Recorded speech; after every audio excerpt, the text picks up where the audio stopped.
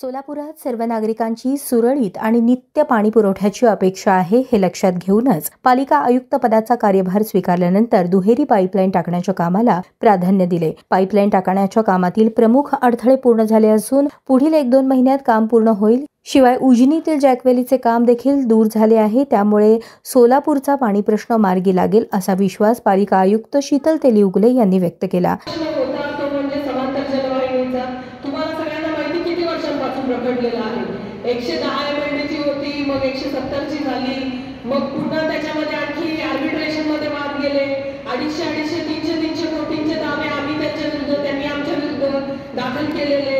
मी म्हणजे चार्ज घेतल्यानंतर जी काही हिअरिंग झाली, त्या हिअरिंग मध्ये प्रेझेंट करून मी अवॉर्ड घेऊन आले। म्हणजे ती सुरुवात अवॉर्ड पासूनची मी केलेली आहे। त्यामुळे पहिल्या दिवसापासून आता कोणता युसुफ बोलले, एकही शुक्रवार टळलेला नाहीये ज्या दिवशी आम्ही आमची बैठक घेतलेली नाही। आता 75 वगैरे झाले असते, म्हणजे मग त्याच्यामध्ये मी इलेक्शन ऑब्झर्वर म्हणून केरळला गेले किंवा मसुरीला गेले तरी आम्ही डीसी वरती त्याच्या घेतलेल्या आहेत आणि त्याचा परिणाम आता आपल्याला दिसतोय। म्हणजे दरम्यान शहराचा विकास आराखडा तयार करण्यात आलेला आहे, त्यावर नागरिकांच्या हरकती मागवण्यात आल्या असून पालिका प्रशासनाकडून आराखडा तयार करताना काय भूमिका मांडली आहे हे पाहणे गरजेचे आहे, असे मत पालिका आयुक्त शीतल तेलीउगले यांनी व्यक्त केले।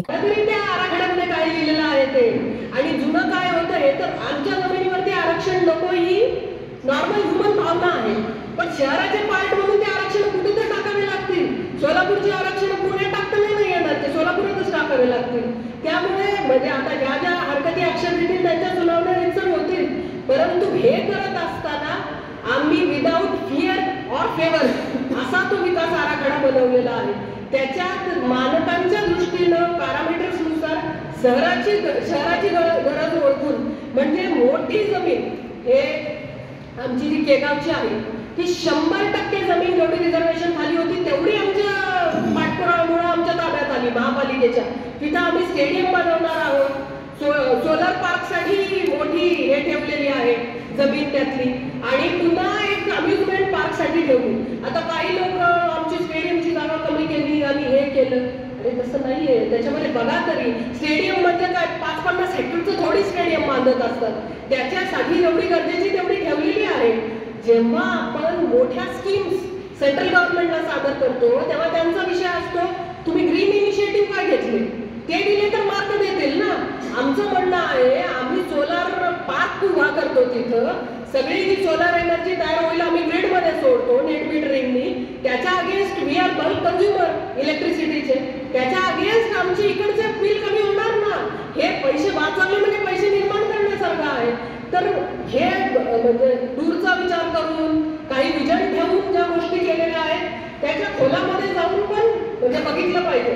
Criticism he constructive is always welcome. दरम्यान आपल्या बदलीवर बोलताना पालिका आयुक्त शीतल तेलीउगले काय म्हणाल्या तेही पहा।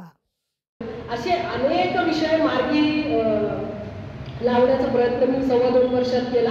अजून पण जेव्हा माझी बदली होईल, जेव्हा काही होईल त्या शेवटच्या दिवसापर्यंत इथले प्रोजेक्ट कसा मार्गी लावता येतील आणि आणखी परमनंट सिस्टीम कशी तयार करता येईल। इन्फ्रास्ट्रक्चर हे असतं की एखादा व्यक्ती केंद्रित काहीतरी व्यवस्था असते। समजा आपण म्हणूया की अतिक्रमणचे ड्राईव्ह घेतो, समजा एखादे कमिशनर आले स्वतःच रोडवरती उभे राहून अतिक्रमणची ड्राईव्ह चालू आहे, उत्तम इनिशिएटिव्ह आहे। जसं ते माणूस बाजूला जातं तसं ते जातं व्यवस्था। ही इन्स्टिट्यूशन निर्माण करता आली पाहिजे, पायाभूत सुविधा ज्या व्यक्ती केंद्रित नाही।